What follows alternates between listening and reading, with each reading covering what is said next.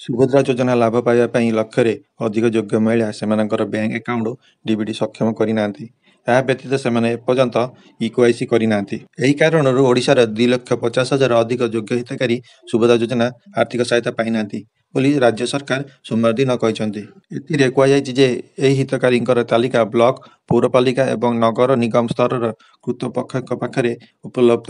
ସମସ୍ତ ଯୋଗ୍ୟ ହିତାଧିକାରୀ ଯେଉଁମାନେ ଏପର୍ଯ୍ୟନ୍ତ ସୁଭଦ୍ରା ଯୋଜନା ଲାଭ ପାଇନାହାନ୍ତି ସେମାନଙ୍କ ତାଲିକା ଯାଞ୍ଚ କରିବା ଉଚିତ। ସୁଭଦ୍ରା ଯୋଜନା ହିତାଧିକାରୀଙ୍କର ସେମାନଙ୍କର ଗୋଟିଏ ବ୍ୟାଙ୍କ ଆକାଉଣ୍ଟ ଥିବା ଆବଶ୍ୟକ।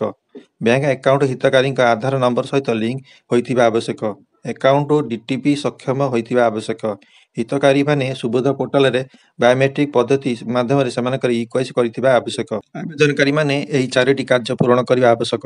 ପୂରଣ କରିବା ପରେ ସେମାନଙ୍କ ମାର୍ଚ୍ଚ 8 ପୂର୍ବରୁ ସୁଭଦ୍ରା ଯୋଜନାରେ ପ୍ରଥମ କିସ୍ତି ପାଇବେ ବୋଲି କହିଛନ୍ତି। ସୂଚନାଯୋଗ୍ୟ, ରାଜ୍ୟ ସରକାର ଏପର୍ଯ୍ୟନ୍ତ ରାଜ୍ୟର 58 ଲକ୍ଷ ଯୋଗ୍ୟ ମହିଳାମାନଙ୍କୁ ସୁଭଦ୍ରା ଯୋଜନାର ପ୍ରଥମ କିସ୍ତି ଭାବରେ ପ୍ରତ୍ୟେକଙ୍କୁ 5,000 ଟଙ୍କା ପ୍ରଦାନ କରିଛନ୍ତି।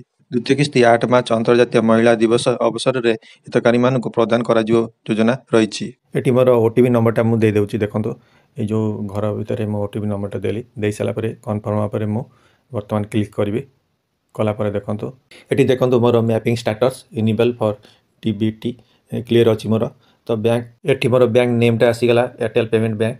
ତ ମୋର ଲାଷ୍ଟ ଅପଡେଟ୍ ଥିଲା 2017/9/11ରେ। ଏ ଭିଡ଼ିଓଟି ଯଦି ଆପଣଙ୍କୁ ଭଲ ଲାଗିଥାଏ ଗୋଟେ ଲାଇକ୍ କମେଣ୍ଟ ନିଶ୍ଚିତ କରନ୍ତୁ ନୂଆ ନୂଆ ଭିଡ଼ିଓ ଦେଖିବା ପାଇଁ।